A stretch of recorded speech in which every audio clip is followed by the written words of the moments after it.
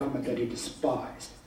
Saving 2 Jews, trying to save 2 more, and sheltering foreign captives certainly corresponded to heroic Christian charity, but not necessarily the 12th article of faith. The second possibility is even more intriguing. Like Oskar Schindler, Max Reschke saved lives, but he couldn't save his marriages. Max was a ladies' man. Max married 3 times. He stayed married to his first wife, Ida, for 9 years. When they divorced in 1929, the woman whom Max would marry 1 month later was already pregnant with his first of 4 children. Wilma and Max remained married for 14 years. After their divorce, Max married a 3rd wife shortly thereafter, a woman who had been a domestic servant in their home. But before he could marry Lily, Max became involved with a 4th woman with whom he had a love child. Lily married him anyway and eventually cared for Max's illegitimate son, Klaus. Max's philandering attracted the attention of the German Mormon wartime leadership, who excommunicated him. Stubborn as ever, Max refused to attend his church court. Too bad he didn't have an ex-Mormon conference to go to. Max was eventually rebaptized, having both his membership and his priesthood restored. 8 years after the Second World War, Max, Lily, 4 of his children by Wilma, and his love child by his mistress immigrated to the United States. In Utah, they attended the temple and were sealed together for time and all eternity.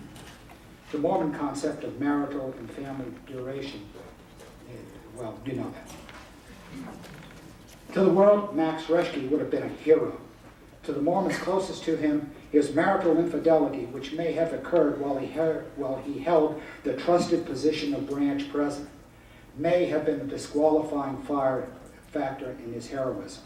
Perhaps the Reschke children, who endured the dual pain of wartime suffering and marital discord, believed that honoring their father's life-saving courage would be more appropriate in the world to come. And so, I'll leave it to you. In the second decade of the 21st century, is the Mormon culture ready to accept a courageous but flawed hero like Max Reschke? Or do we still demand that our heroes be young and pure like Helmut Hubener? Schindler's List was 1,300 names long, but Oskar Schindler cheated on only 1 wife. Is there room in Mormonism and in the ex-Mormon community these days for a fallen branch president who saved 4 people and tried to save 2 more, but cheated on 2, if not 3 wives? These are the kinds of fascinating contradictions that I encountered during my many years of research on this subject. There are more, and I could go for another hour, but perhaps it's time to stop and ask you to take your questions. Yes, sir. That's an astounding and gut-wrenching presentation. Thank you very much. My name is Steve Benson. My grandfather received a book from J. Reuben Clark in the early 1950s, Protocols of the Elders of Zion. Yes. That very anti-Semitic work. Yes. And you mentioned how Clark was such a beacon, so to speak, for the church's anti-Semitic and pro-Nazi positions during the war. What link or what kind of evidence is there, if any, between J. Reuben Clark's anti-Jewishness and Heber J. Grant's view on where the church should go with regard to the Nazis? Is there any correspondence? Is there any evidence that links the two? Not that I've uncovered, because a lot of the minutes of obviously the minutes of First Presidency meetings are not available to us. Also, the minutes of the First Presidency correspondence files are not available to us, and we have a little window into that through D. Michael Quinn, who, as the authorized biographer of J. Reuben Clark, was given the rare privilege of going into the correspondence files, all those letters that members wrote to the First Presidency and the answers that they gave back. Obviously, there's a reason for this. People write the First Presidency to confess to crimes ranging from marital infidelity to manslaughter. Okay, So there's an excuse for that. But I read the Michael Quinn papers in the Yale Library that has a lot of transcriptions of the correspondence files. And then I also read Quinn's 2 biographies of J. Reuben Clark. The first, the authorized one, and then the one afterwards, where he described Clark's own faith crises, called Elder Statesman. Clark was a virulent anti-Semite, and he was a nativist and a xenophobe right from the beginning. He gave the commencement speech in 1898 when he got his bachelor's degree from the University of Utah. And he was infected by one of the bad sides of American turn-of-the-century progressivism, that is the anti-immigrant sentiment. He got up and told the graduates of the U that America was having Europe's foul sewage wash up on its shores. And of course what he's talking about is Italians and Irish people. He's talking about Catholics. And then when he became what was called a Mormon in Babylon, is what Frank Fox described in one of the authorized biographies. He went back east, went to Columbia University Law School, sat right through the Smoot hearings during the first decade of the 20th century. He embarked upon a career in which he would work in Republican administration State Department. He became an ambassador, he became an undersecretary of state. He started off in 1906 as an assistant solicitor of state. He'd worked for the government there, and of course Washington, D.C. had many prominent Jews. And then when the Wilson administration came along, and the Democratic administration, he went into private practice with law offices in Washington, New York City, and one little one here in Salt Lake City to do people's wills and things like that. He had Jewish clients, and he served in lawsuits as opposing counsel in litigation that involved Jews. And he became just an absolute virulent anti-Semite for sometimes conflicting reasons. Jews were too rich. Jews were not loyal to the United States. Jews were borderline traitorous.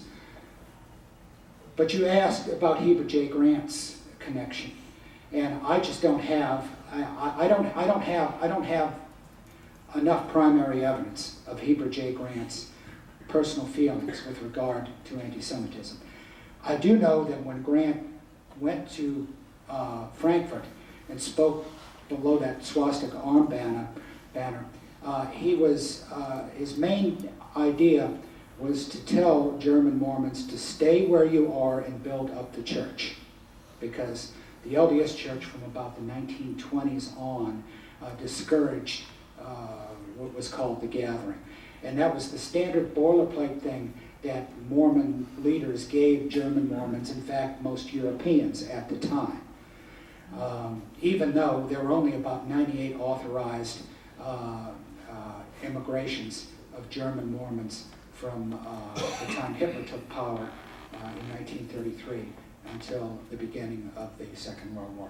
I wish I could answer your question a little bit better. Did you want to follow up, or should I take another question? Well, interestingly enough, I had a private meeting with Dallin Oaks in September '93, and when Quinn's book came out, his criticisms of the church, Oaks just bridled, and he said, we allowed Quinn into the archives with Quinn promising us that he was just going to do research on J. Reuben Clark. And he did. And he did. But while he was in, and I talked to Mike later, while he was there, he also took copious notes, 10,000 pages, handwritten, involving post-manifesto polygamy. And that's what really pissed off Oaks. Yeah. Because Quinn didn't get permission from Oaks to delve into post-manifesto polygamy. It's easier to say you're sorry and get permission, right? Yeah, Mike used to, Mike never, interesting thing, right? Mike was on my doctoral dissertation committee at Texas A&M as a guest scholar. To this day, he doesn't use photocopies. Okay, he's an old school guy. He types, I'm sure he has a computer now, but he used to, in those days, He would bring a manual typewriter in and type at 100 words a minute. He was an excellent typist. And he would just start, he wouldn't leave margins on the paper. He would start in the upper left, and go and just type and type and type and make few mistakes. Mike is an amazing historian. I'm so lucky to have been able to study under him. Just a little anecdote. Several years ago, I asked him almost the exact question. I said, how can you continue to be able to write these books when, after about 2.5 to 3 years, the doors were locked again and they wouldn't let him in? And he said, you have no idea how many boxes of information and copies of documents. I didn't know about the typing thing, but he's evidently still got a lot of source material. Oh yeah, well he's got a book coming out by signature on the Mormon, the third volume 3 in the Hierarchy series. It's coming out in February. It's on every church-owned business from 1830 to 1910. He, as much as any human being can, without the power to unlock church financial records, he's writing on the church's finances. Then he has also signed a contract with the University of Utah Press for his next book, which is going to be on fundamentalist Mormons from the Manifesto to 1925, when the polygamists started having their major fissures. He has sources within the Centennial Park Mormons down there on the Arizona Strip. They've paid for him to come and lecture them on Mormon history. Okay, next question. Anyone? Yes, go ahead.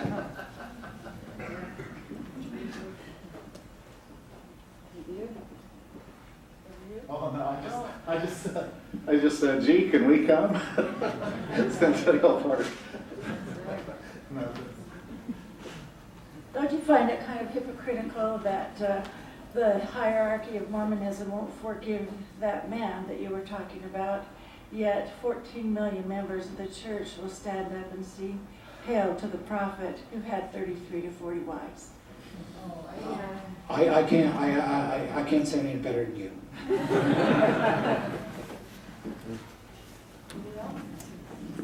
But there's a gentleman over here. Who is it? So can go next. That's fine. So you can do it and I'll come to you. I have kind of a context-setting question. You had a slide that said there were 11,000 Mormons in Germany. How would that compare to the Jehovah's Witnesses, the Gypsies, the others that were highlighted as people who were persecuted? Okay, the largest group of what we call, what Christine King called the New Religions, the foreign-based New Religions, the American New Religions, was the Seventh-day Adventist, who had about 25,000 members during the Third Reich years. They're an interesting contrast with the Mormons because they did everything they had to do to survive, but not one thing more. So when the flag came down the street, they raised their arm in the salute. When the draft notice came in for their children to go into the Reichsarbeitsdienst, which was the labor corps, which was a subterfuge by the Nazis to overcome the Treaty of Versailles limitations on the size of the army. The civilian work corps, but they drilled with wooden, rifles.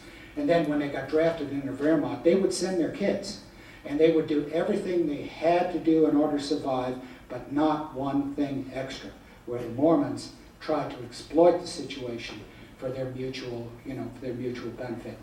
You asked about the Jehovah's Witnesses. They had about 20,000 in Nazi Germany at the beginning. At the end, they had about 15,000 because they rebelled and they suffered terribly, and I write about them in their book.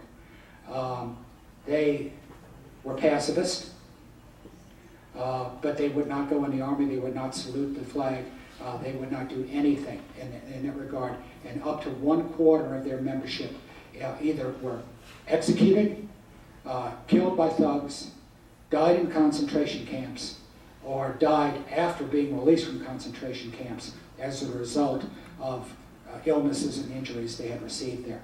One time, it was costing the Third Reich so much money for its full-throated campaign against Jehovah's Witnesses that municipal judges would sentence a wife and a husband to determinate concentration camp sentences, 6 months, a year.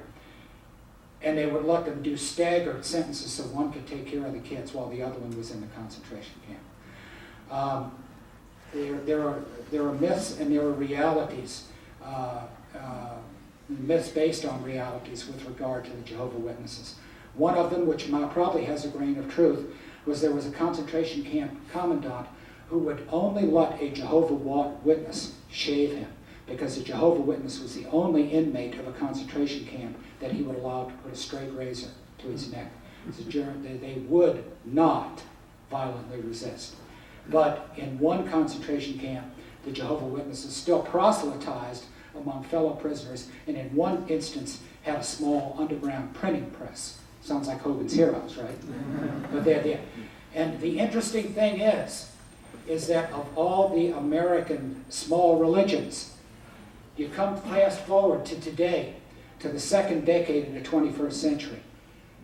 The one that suffered the most, the Jehovah's Witnesses, has about 160,000 active members in Germany.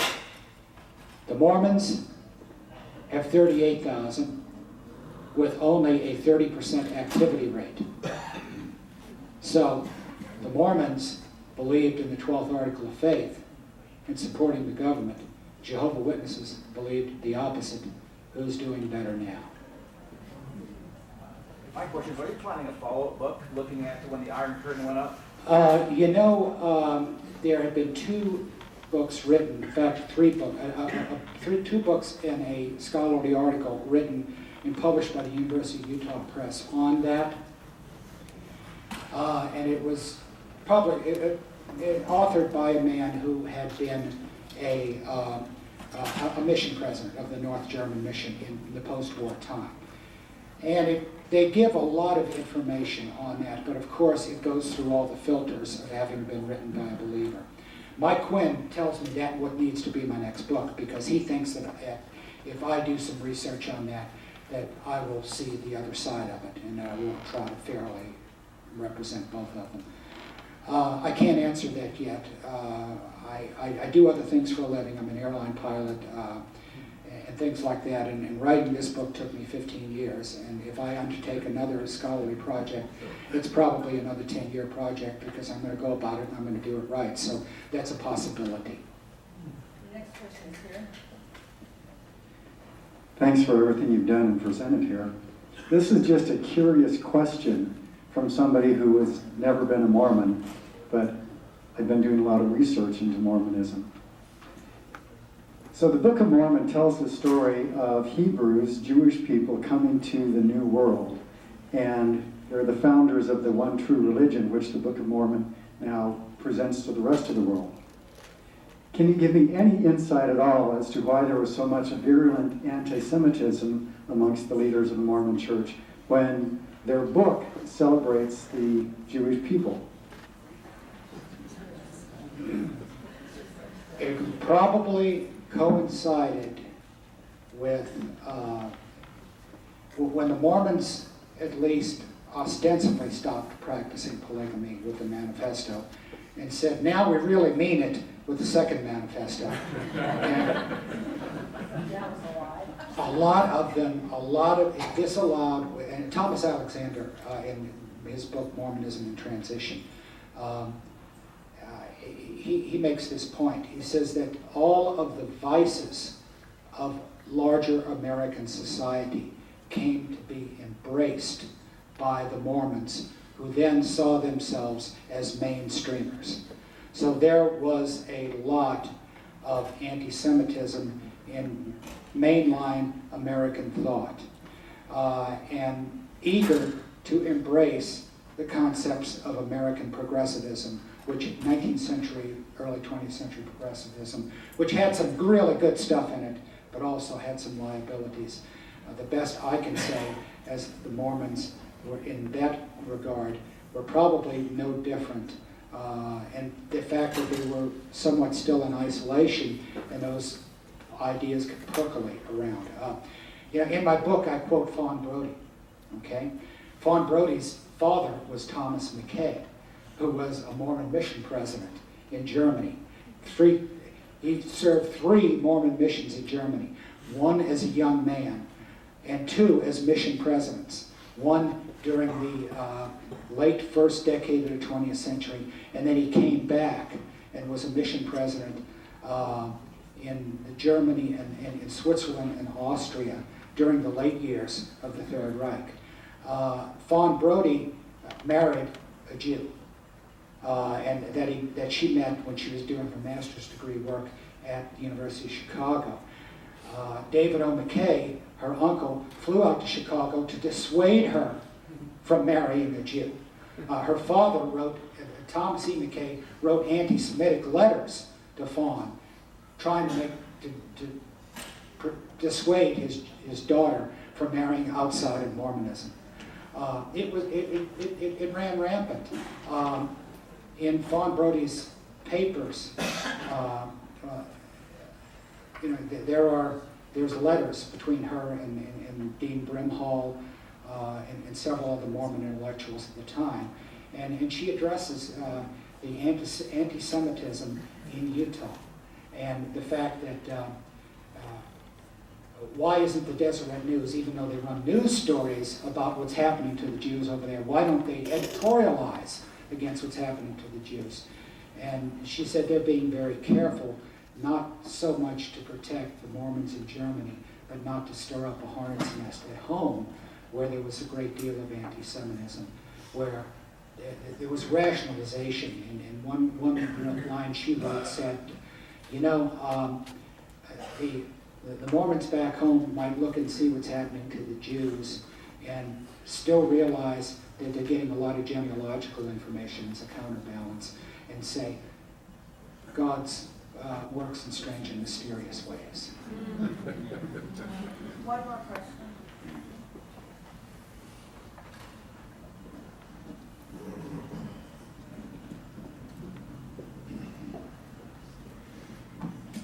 Thank you for your presentation.